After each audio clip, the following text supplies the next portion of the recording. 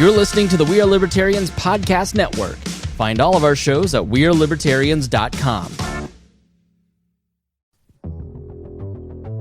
I'd be listening to the mainstream media and just be left frustrated on how they covered these stories. They would completely ignore facts just to promote their own agenda. I said, man, I could do a better job than these fools. I should start my own show. So I did. Hey everybody, welcome back to a brand new episode of Freedom Strips. I'm your host, Keaton Tucker. And we have another Let's Chat episode here. I brought Jason Robinson back on because I really enjoyed our last podcast, just kind of talking about random events throughout the week. And I was like, man, I really enjoyed these laid-back episodes where I don't have to do a lot of research. I don't have to do a lot of different talking points and keep up with the news and all of that. I just enjoy these kind of week-off episodes. So thank you for coming back on, buddy. Yeah, absolutely. My pleasure. So one of the things I did want to focus on this episode is it was interesting. You were texting back and forth with me, and somehow I don't exactly remember how the conversation got brought up, but we were talking about Space Force and NASA, and I believe it was with the new moon mission that they're planning. Yeah. So as a childhood wannabe astronaut, I let those dreams go a long time ago, but I still like to keep up with some of the things that NASA's doing, and admittedly had not checked in probably a few years. Well, they haven't. Yeah, I mean, they've been kind of crippled with their funding and everything else like certainly. that. So, but a video came across my feed, and it was not brand new. It was actually released, I think, 6 months ago. That was just plainly titled "We Are NASA." I was like, okay, I got to watch this. This is pretty recent, and I started to watch it, and it was basically a NASA hype video. And then about a week and a half later, which was the day that I had messaged you, they released another new video called "We Are Going." And it basically detailed that with some changes to budgetary things going on, and just, the ability to kind of finally publicly make some statements about their plans, that we are going back to the moon. Yeah, fairly soon. And 2024 is the plan. And so that's with our conversation there, I thought it would be a great point to talk about, just kind of like the general idea of space exploration, and we can kind of dive into like what the private sector is doing with Elon Musk, obviously, in SpaceX, and then what the public sector is now starting to do with NASA's new moon mission. Yeah. And then everything in between. Obviously, space is a very big topic, and it can hold a lot of different things. So I think it would just be fun to talk about space for about an hour. But the first things first, I mean, what do you think that this new moon mission that NASA is going in 2024, do you think they will hit that deadline? I feel like it is slightly aggressive. I mean, they got 4 years essentially. Yeah, it's basically 4.5 years, maybe 5 years, depending on how you look at what they technically will call the end of the year, I'm sure.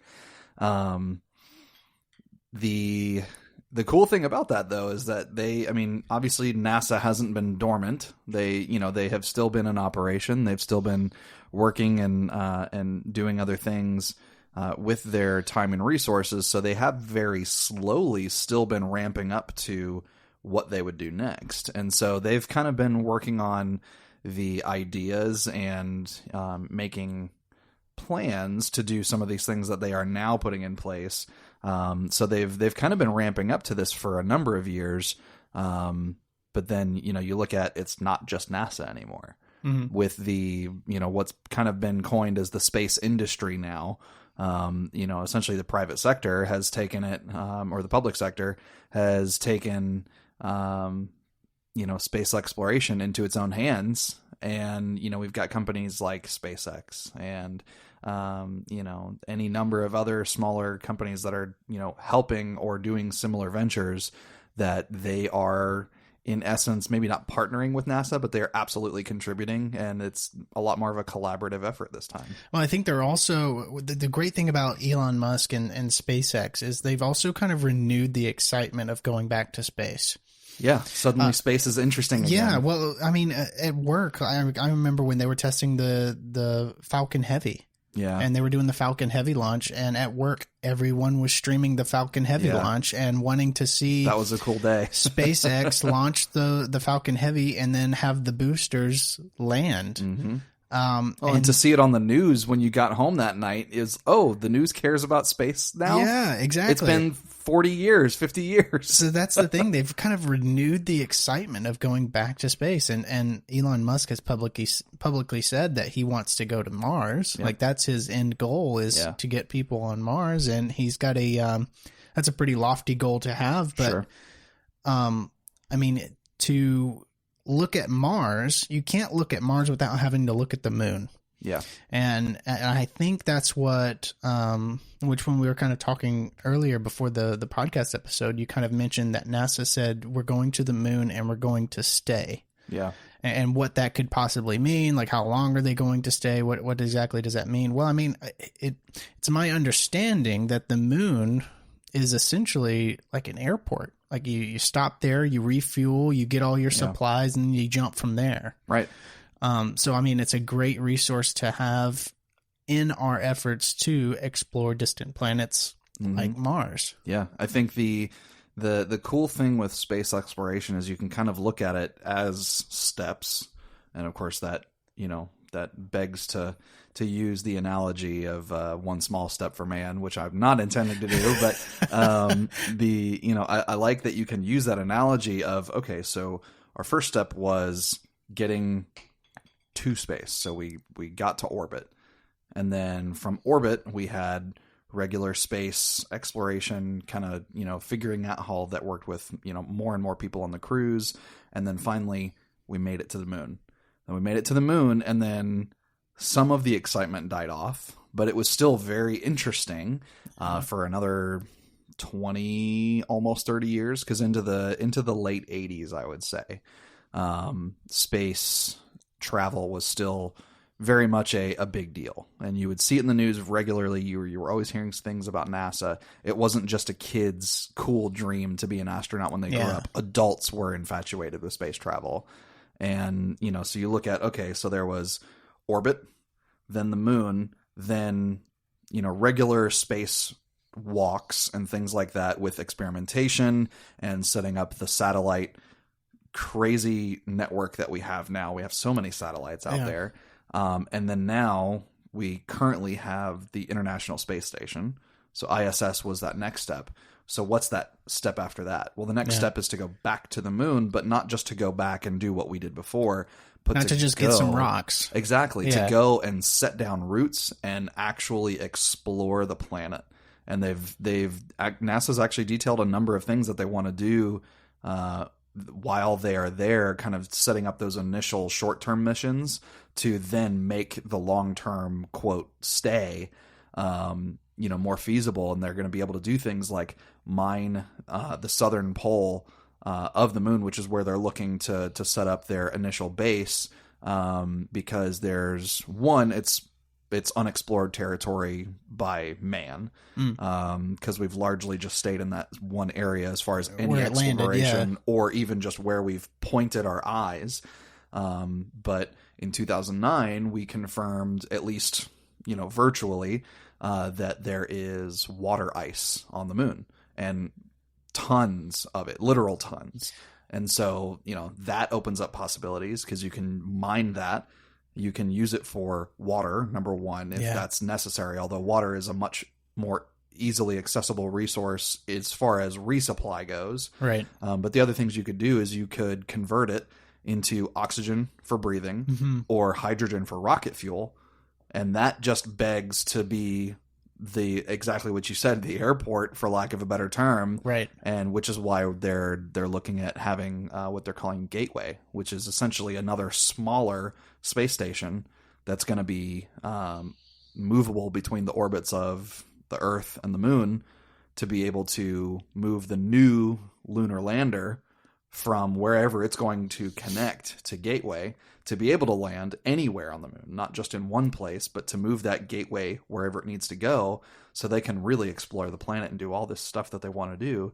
But then possibly down the road, because we are looking forward to Mars, move the launch, if you will, from orbit or even slightly outside of moon orbit, lunar orbit, to launch to Mars from there after they have been fully resupplied and all those things from the lunar base. That is the next step after the next step we're taking. It's really cool to see these things start to come together. It really is the most essential step. I mean, as far as space exploration, to look farther than the moon, you have to first take the moon. Yeah. And it's very interesting I'm going to be very excited to see this. Now, I'm kind of against, obviously, like government overspending and bloating the already over-bloated government. But I can't help but look at NASA and just like look at it like a kid, It just makes me excited to see people renewing their excitement for space exploration. Mm-hmm. And it makes me happy that SpaceX is in the game and Elon Musk and now I guess Jeff Bezos is in the game as well. Yeah. And that's one thing that you want to really boost productivity in a certain area is competition. Yes, absolutely. Right? And so when competition comes into play, things get better, things get cheaper, they start to you get better technology out of it. Yeah. And it's the best kind of competition because it's not purely, at least on its initial face, it's not purely capitalistic, which 100% for capitalism. So that's not the issue, but it's not a purely capitalistic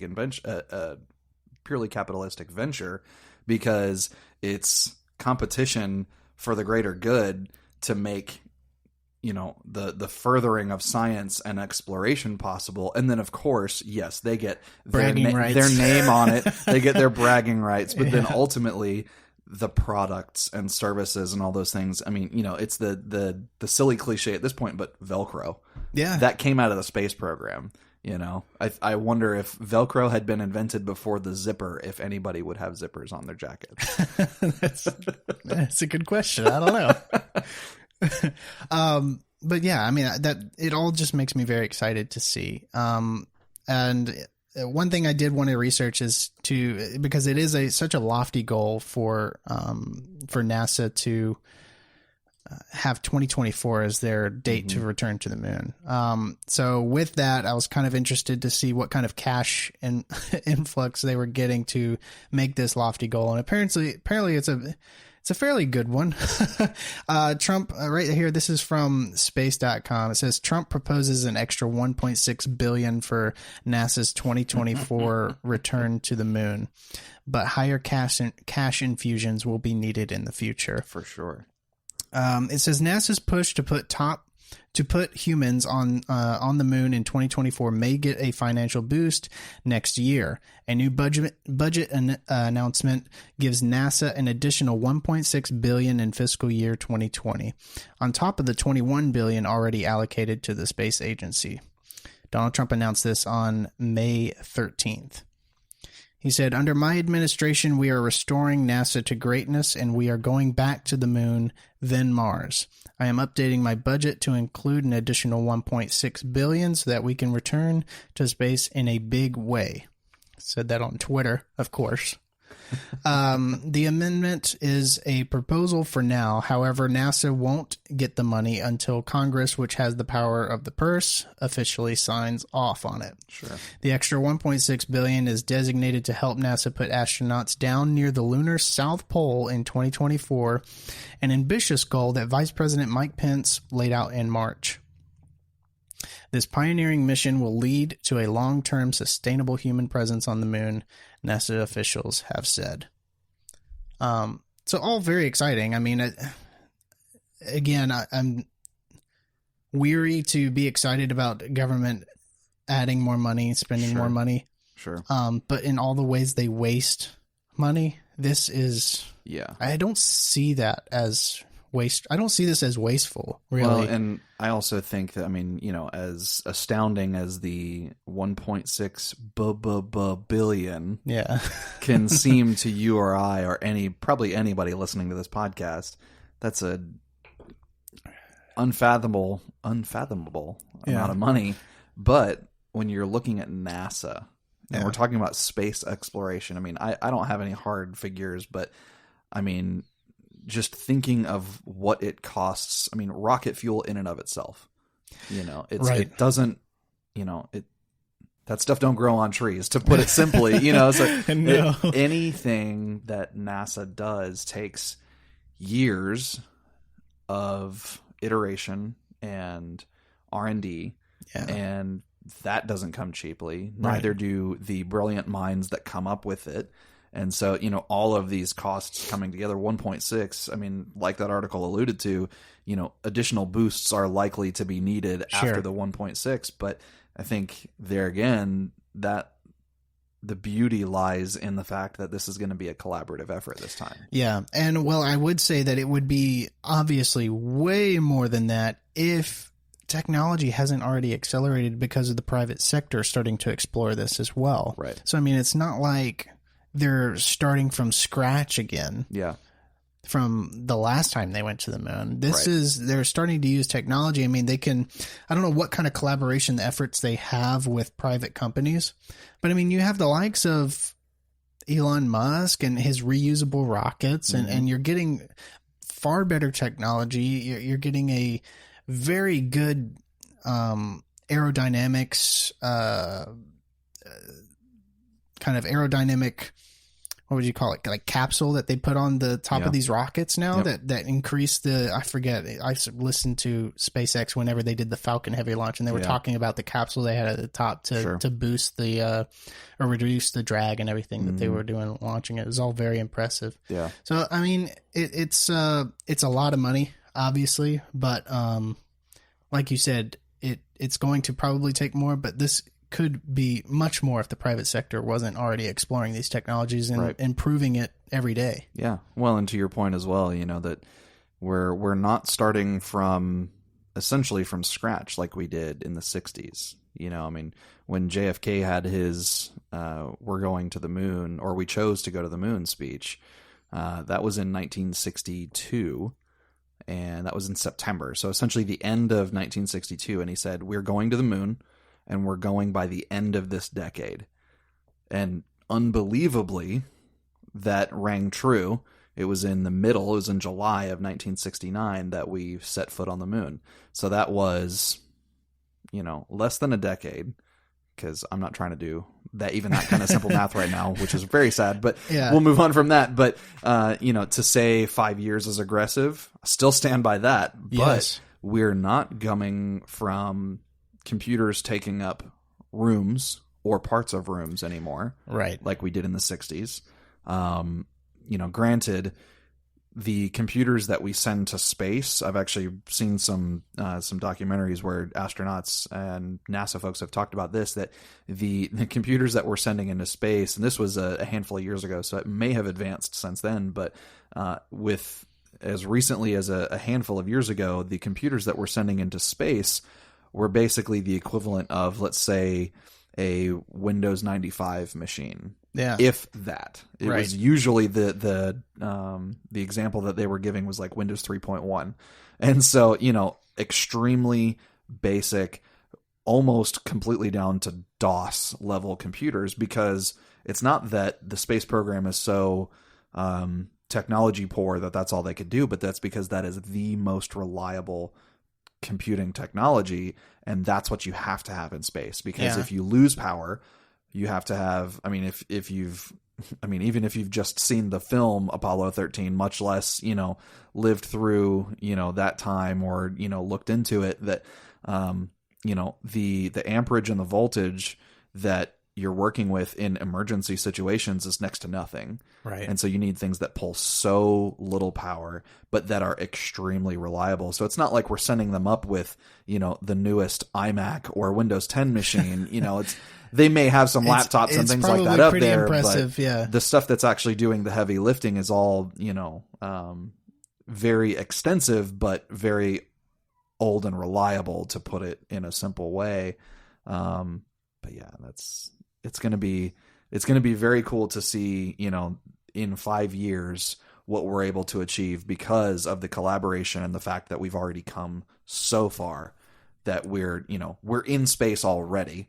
That's the big thing, is we're not just getting to the cusp of our atmosphere anymore. Right. Yeah, we're already up there. Which was the case then. We're up. There are Americans and citizens of other countries living in outer space for extended periods of time on the ISS. At any given moment. So this is, like I said, it's just the next step. Yeah. Yeah. Well, that is another interesting thing, is how they're going to address. Because I know when those people who live in the ISS for a long period of time, I mean, muscular deterioration is a pretty big issue. They have to work out constantly up there to make sure they don't wither away while they're in space. Yeah. So I mean, that's going to be something that's going to be interesting to see how they come across for a solution for that on a trip to something crazy like Mars. Yeah. Eventually they're going to have individuals step foot on the planet. Yeah. And which is very possibly going to happen in our lifetime. I'm not going to go on record as saying I think it will. I hope so. But I think it is entirely possible that in the next 30 to 40 years, we could at least be there. Right. For sure, I believe. It's still going to take a lot of work. It's not to downplay the amount of effort, but yeah. And there is already a line of people volunteering to go on a one-way trip. Yeah. That's a one-way suicide mission. Essentially. Yeah. And people are lining up to volunteer for that. Yeah. I mean, to be fair, you'll hear that name, whoever is the first person to step foot on Mars. Oh, absolutely. Yeah. Yeah. I can't remember where I saw this, but there was it might have been on Discovery Channel documentary or something that was early on. This was a few years ago when they were, NASA was kind of first publicly speaking on its plans to look to go to Mars. And it was very heavily implied by one of the NASA scientists that these astronauts on the trip to Mars would, for those of them that were not in, if cryostasis is a thing by then, or some form of stasis, much less if they're actually, conscious for the entire trip. You want a little bit more? Yeah, please. Okay.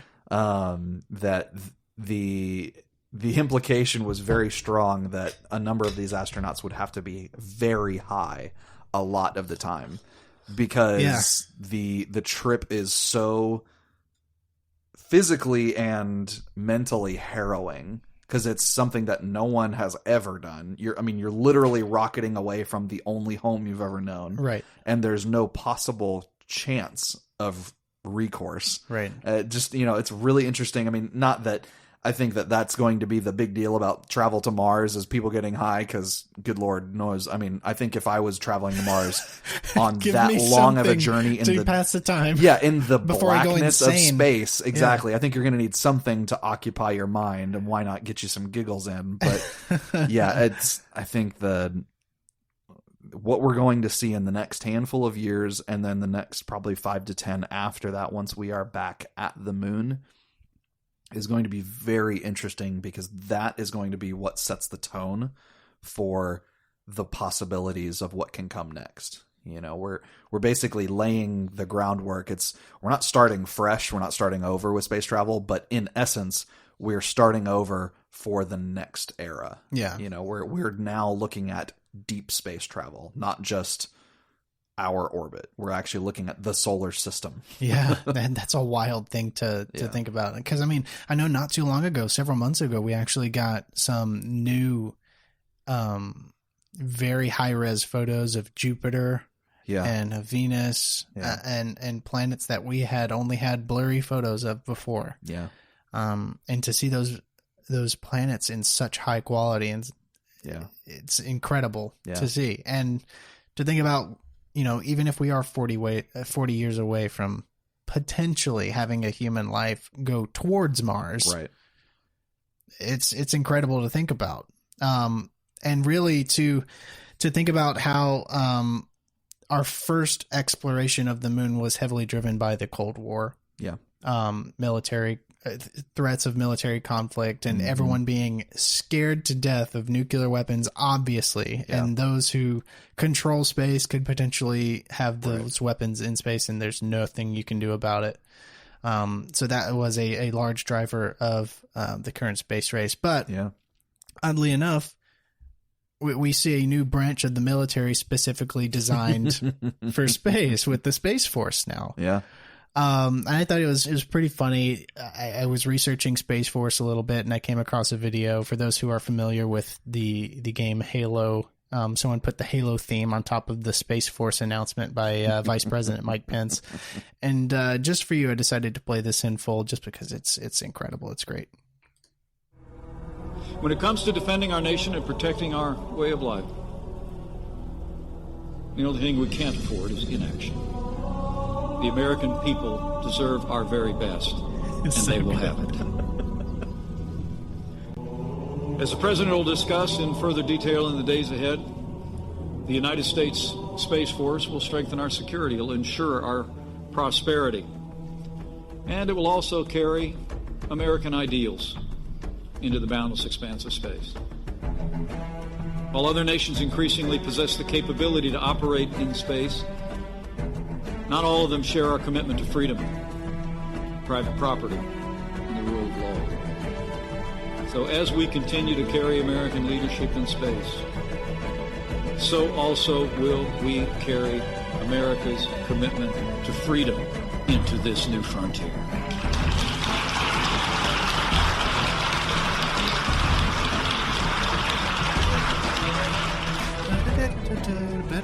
Because if space was anything, it was not free already. Yes. The boundless expanse of outer space. The only place that America hasn't invaded for the sake of freedom is space itself. I did space appreciate. had oil, we would already be there. No, you don't know that it doesn't. That's true. The photos we received back of that black hole, you don't know what's in there. That is, yes. That is purely theoretical. That what's in there. That was actually pretty incredible because people kind of took for granted. Well, for me, I didn't really think about black holes not even being having the possibility of not being real. Right. But just because they've been talked about so much, and Einstein theorized the idea of black holes and time, there has to be some sort of strong magnet pulling everything. Well, and they're so prevalent in science fiction. Why couldn't they be real? Exactly. Yeah, exactly. You see them in movies and everything else. And to see the image of the black hole, I've got a BBC article here. For those who haven't seen it, I highly recommend you look at the picture. I mean, it's kind of weird to look at. It's just kind of like a blurry photo of a black silhouette surrounded by what looks to be light itself, or almost like if you look at a eclipse, like a lunar eclipse, that's what it looks like. But so this BBC article outlines it pretty incredibly to show you what kind of massive black hole this is and how far away it actually is. It says, astronomers have taken the first ever image of a black hole which is located in a distant galaxy. It measures 40 billion kilometers across, 3 million times the size of Earth, and has been described by scientists as a monster. The black hole is 500 million trillion kilometers away and was photographed by a network of 8 telescopes around the world. Okay, that number... What was it? 1 million trillion? 500 million trillion kilometers away. Well, and also the extremely scientific description of a monster. A monster. I like that. The people who came up with the telescopes that could look at something 500 million trillion kilometers away gave it the title of just a monster. Yeah, which, I mean, it's funny on its face, but that actually, if you look at that, this thing has to be extremely impressive because you're right. The minds that would put that together. And I love that in this story, the lady who, I believe she was in college when she came up with the I think it was the algorithm. Like the software algorithm,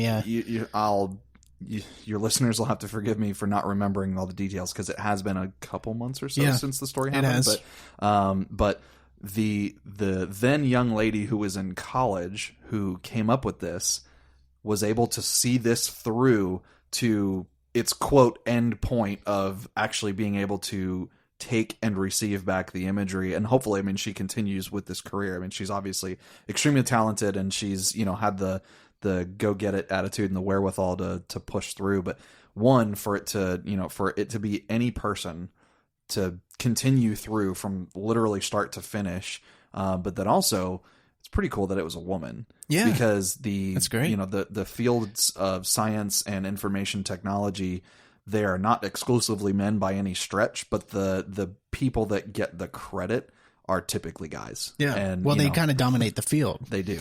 And I mean, really, it's just, you don't see a lot of women with interest in the STEM fields. But it is incredible they are getting more and more interest by women. But it was an incredible story to listen and to hear about that. That girl that came up with the algorithm to capture the first real proof that these things exist. Yep.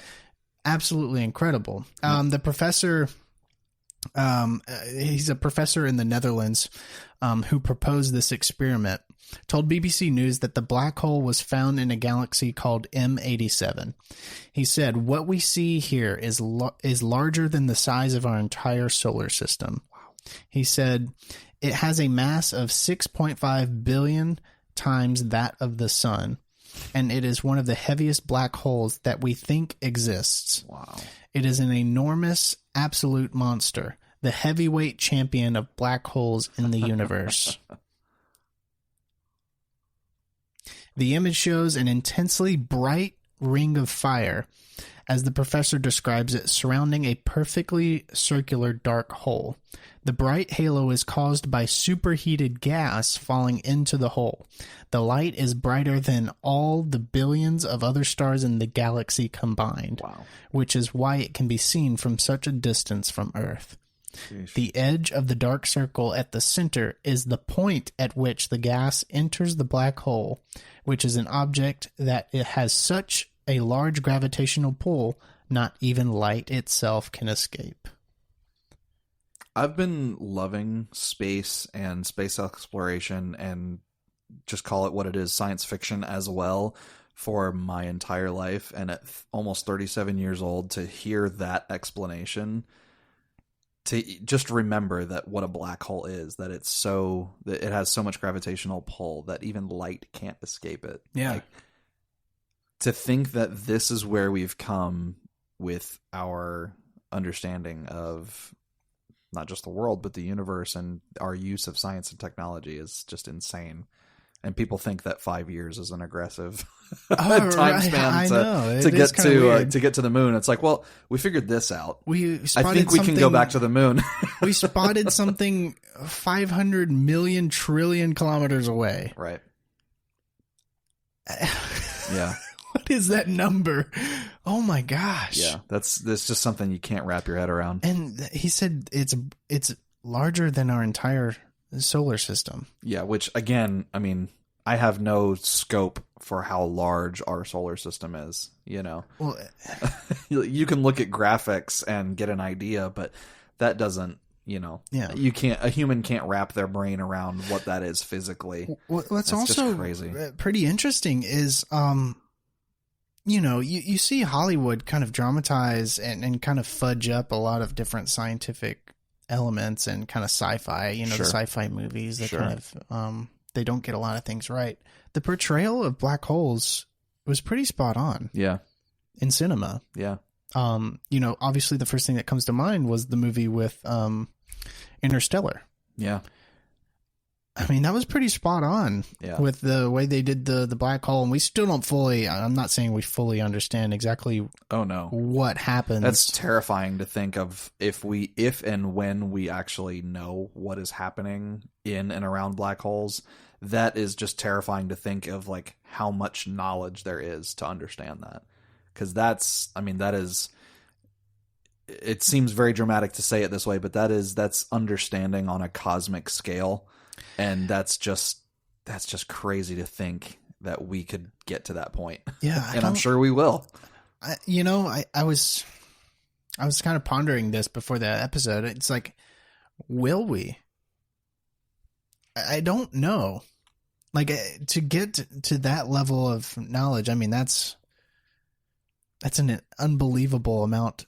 I mean, we would have to first find one, which we have, but it's too far away. We'd have to find a closer one. I don't know that that's possible, with the exception of faster than light travel. Right. You know, even like then, it would take so long. Yeah. It's something that's going to be a conundrum for the human race for a very long time. Unless a black hole just happens to open up in our solar system, and then we're basically as screwed as I understand it. That's what I was thinking about. I was like, is the human race going to last long enough to even figure out that's true something like this? You know, I mean, we need to. That's a fair point. We need to figure out how to top planets first to ensure that one asteroid hit on our on our planet that we have now isn't just going to wipe us all out. Yeah. You know, some of us need to carry the torch. Yeah. So, and it's pretty scary. I mean, scientists have said that, you know, asteroid impacts are fairly common for the Earth. Fairly common, air quotes, being thousands of years. Are tiny. That are, you know, extinct level asteroid impacts. But it's just like, the scientists, we've had a pretty lucky break is what they've said for us so far. It's like we've been extremely lucky to not have an impact of that level since the dinosaurs, you know. So step it up, you know, let's get to Mars.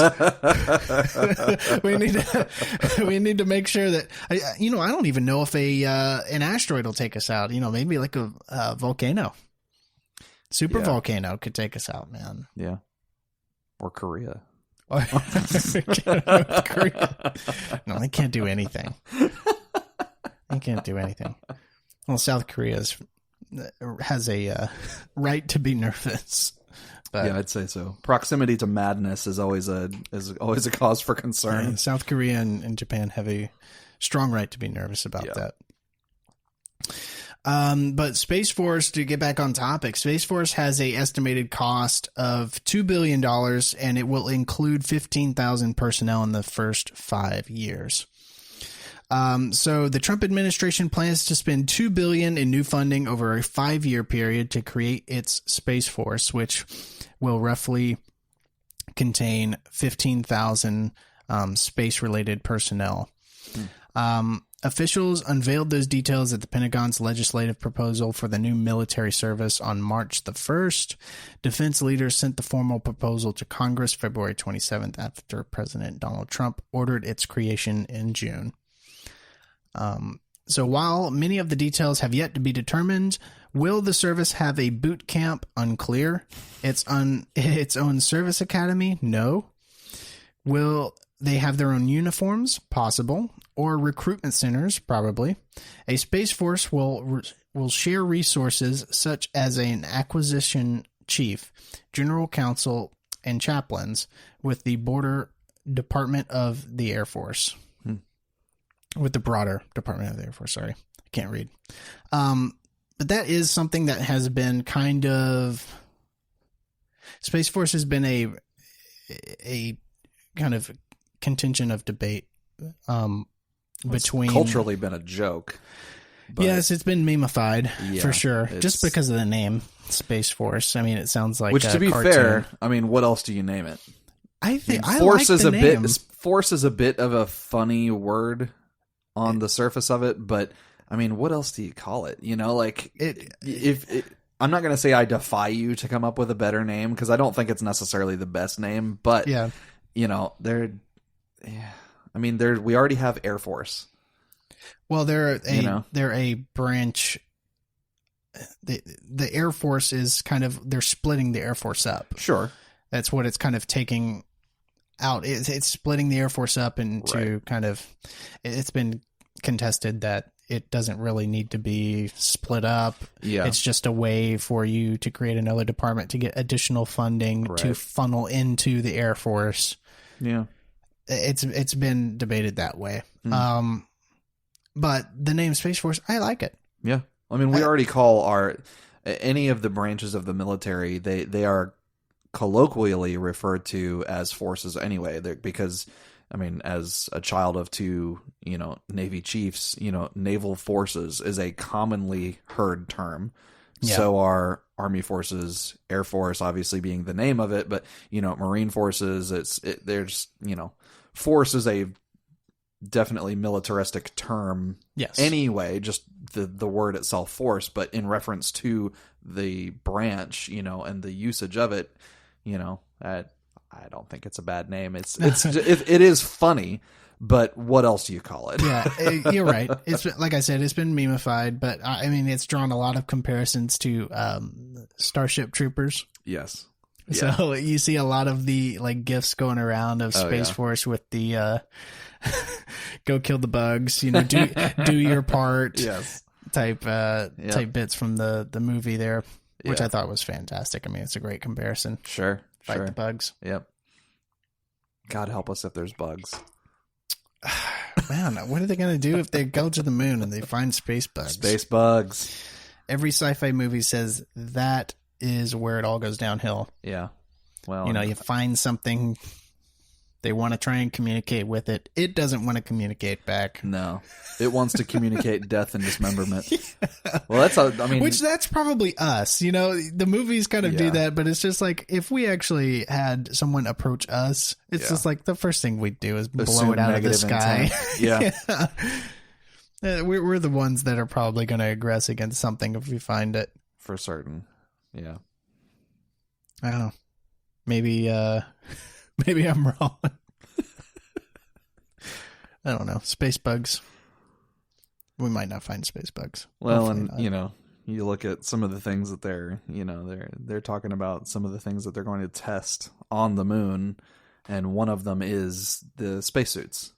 With having prolonged, that kind of goes back to the why stay thing on the moon, and the new design looks really cool. Well, have you seen the pictures of the new design of the spacesuits? I don't know if I've seen the most recent ones. They look pretty slick. They're they're much slimmer than the the 60s by necessity. Yeah, yeah. I mean, we can't get to Interstellar and have our janky, bulky spacesuits from the 80s. Yes. But one of those things that they talk about is hey, if not if, but the plan for one of the things we want to do is lots and lots and lots of testing, and not just of the moon and moon dust and rocks and whatever for scientific advances, for space travel and for things here on Earth, but for the purpose of moving things forward with space travel and exploration too. Because we look at, okay, well, if we're at the moon for long term, then we can test things like the spacesuits, so the space bugs don't get into our suits. But they or we don't get an oxygen leak, or right, exactly. And that's the debris. Space debris is going to be a huge one. And that's a big thing that I was reading was they, one of the things was brought up of moon dust was a much bigger problem, not a huge problem, but a much bigger problem than anticipated, because it would get into the cracks and crevices and seals, and it would just kind of wreak havoc, as any particulate will do. And when you're in a zero atmosphere environment in microgravity, completely away from any pressurized environment with oxygen, you can't just swipe that stuff away. No, it doesn't just go away. Exactly. And so one of the things that they're talking about, among the myriad of other things that they will of course test, is suit technology, and not just the materials, although material is definitely part of it. I thought this was really cool and just very telling. Like it's really fun to live in the future, basically. Yeah. That they were saying that they might, one of the ideas that they want to test is have mobile electrical pulse modules that are basically a part of the suit, or maybe a little thing that attaches to the arm piece or wherever it would go, and sporadically, at regular intervals, send out a low yield electrical pulse, not an EMP, but just a very low yield electrical pulse to basically push any particulates out. And they can collaborate. They can calibrate the electrical pulse. I don't know the science behind it, but that's one of the things that they have said that is an idea. Yeah. That is very possible based on current science in our atmosphere. And the assumption is it would be even more achievable in an extra atmospheric environment, because then you don't have gravity or any friction with air or anything like that around it. So it could be a very cool, solution. That among the hundreds of thousands of other ideas just for suits alone. Yeah. So like that's, that was kind of a cool way to give a very specific answer to the question, why go to the moon to stay? Yeah. And I think that's going to be really cool, because then, as with a lot of other areas in our history of space exploration, a lot of those things eventually have some kind of trickle down back to Earth. I mean, I joked about Velcro earlier, but scientifically, that's actually a really interesting great example. Yeah. Example. And there have been many others. And, one of the other things they're talking about is 3D printing. Yeah. Because you have to have, the idea of reusability and recycling of materials is paramount, because in space, there's actually not a lot of space in the vehicles that you're in. Right. Because we have to make them so small, because we have such a premium on materials and weight of getting things up on the rocket booster to space, right, that things have to be pretty small, at least as they stand right now. And so one of the 3D printers that they're testing on ISS is what was it called? A refabricator. And they basically kind of walk through, and the short version I'll kind of give you here is that on Earth, 3D printers work on a number of different principles. There's a lot of different ways to do 3D printing, but the most used is thermal, melting a plasticine material of different makes into a liquid form that they can then use basically like printer ink, and then it just prints layer by layer and it creates a three-dimensional object. Well, in space, no one can hear you scream. No. In space, the idea of heating something up using thermal is already a bad idea, and it would be... You got a heavily oxygenated environment in there, so... Well, and also it would be inconsistent because of the vacuum and the high pressure and all those sorts of things. Using temperature other than just kind of radiant heating just to make sure that the space capsule isn't freezing for the astronauts. Right. Having something that heats something up to that degree, not advisable. Yeah. And then also making anything a liquid... Well, that's, again, inconsistent, because unless it's a syringe type of format, there's going to be bubbles. There's going to be, it's going to float away. Well, and even if it instantly cooled and hardened, the liquid coming through like the tube of the machinery to then be printed, there would be inconsistencies, because it's just a very hard thing to make consistent. I know I'm using consistent a lot, but that's the whole point. Yeah. And so this refabricator works on a completely different kind of property, and so it works with a different printing method, which they weren't entirely clear on, but I'm sure there might be some patent infringements and things like that they're trying to avoid, because they're this is being tested. But one of the that main printer, it's about the size of a dorm room refrigerator, so it's pretty small. Wow. So that was pretty impressive. I figured, okay, it's probably going to be like the size of a real home refrigerator. No, that's not bad. Exactly. So it's nice and small. Now, it's probably not printing large objects. It's printing what they're kind of talking about are things like the size of a customized wrench, or similarly sized items that if they needed to in a moment, they could print something high tensile strength, but still actually plastic, and it's like a hardened polymer plastic. But the recyclers here on Earth, so the recycling type 3D printers, they grind down plastic pellets, and that's how they kind of do the recycling process of using these materials. But when you crush down those pellets, which is how the recycling process works, that creates material shear, which basically kills the strength of the material. And so this type of 3D printer that, again, they're not wholly divulging all the details on, they developed a way that they don't have to grind the materials. And not just that plastic material can be used, but they can also use other kinds of plastics like foam packing and plastic bags that space shipments and resupplies are sent up to ISS, Yeah. basically everything is packed in either In a foam plastic packing bag? or a plastic bag of some Nice. sort. And they can actually, and have done, they've been able to put that material into the refabricator, and they're able to use it There you go. just the same. So, those kinds of things, like, yeah, you're talking about a recycling 3D printer, but that's actually brilliant. Right. Because on the long haul to Mars, your gonna be wrench breaks or recycling a lot. whatever, Yeah. okay, well, this thing broke, just put it in the refabricator. It's going to break it down however it does it and remake another one with virtually or no material loss, and you've got a brand new thing. Yeah. Like, that's Incredible. the future. And Yeah. then the Earth application of that is, okay, so 10 years after that's a thing, you go to your grocery store, or even your house, for crying out loud, if it ever becomes that common, but you go to the grocery store or the hardware store or whatever, chuck your week's worth of plastic bottles in the machine, and you print out a new case for your phone or whatever. Right. Yeah. Yeah.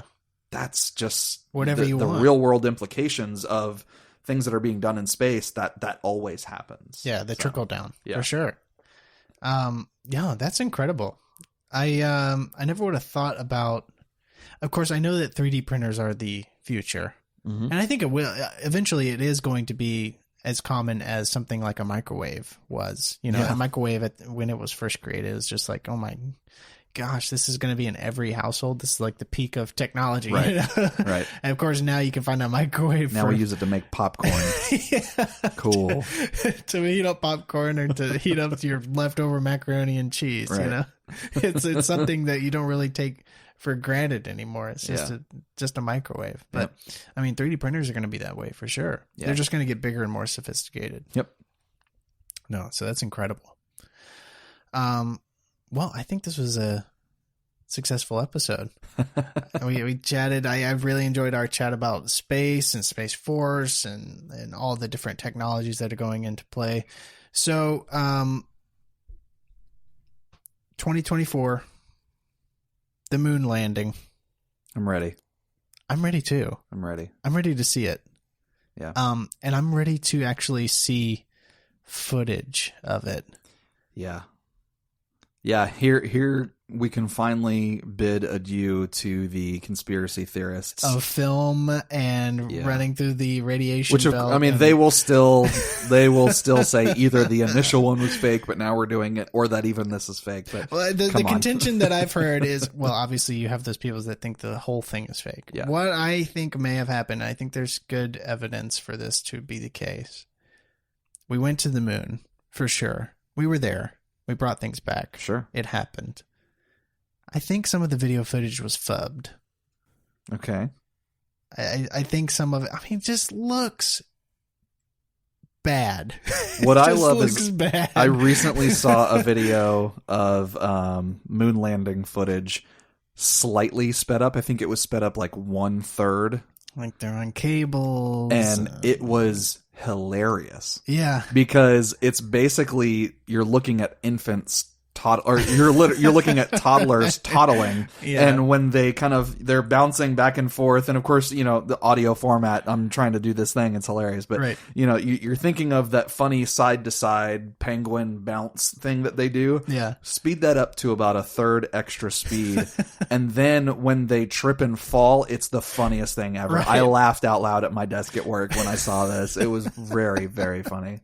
No, but I'm excited to actually see some high quality footage of the moon. Yeah. Like the surface of the moon. High Yeah. quality footage.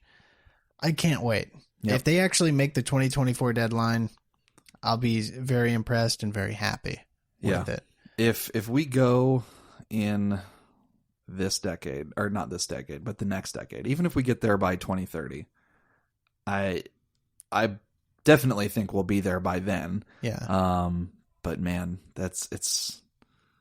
I feel like I'm in the Matrix. It's exciting times. It is exciting, and to think that they'll, by the time they get there, the first thing they're going to start doing is building. Yeah. And building and like to say that in my lifetime we could possibly have a moon base, like indoor Lunar Base Alpha. Lunar Base Alpha. Man, that's exciting. Well, and then the next thing is that Oh gosh, this is embarrassing. I was gonna reference the name of the movie, but Get Your Ass to Mars. I can't help you. Oh, no. It's not. Arnold Schwarzenegger. Total Total Recall. Goodness Recall. gracious. I don't know why. All I could think of was Get Your Ass to Mars. So as soon as we start Yes. the program for the Mars excursion, those memes will start. Yes. So Yeah. For sure. And then possibly the Doom memes will come back into play. Oh yes. With the Hellgate and Yeah. on Mars. Yep.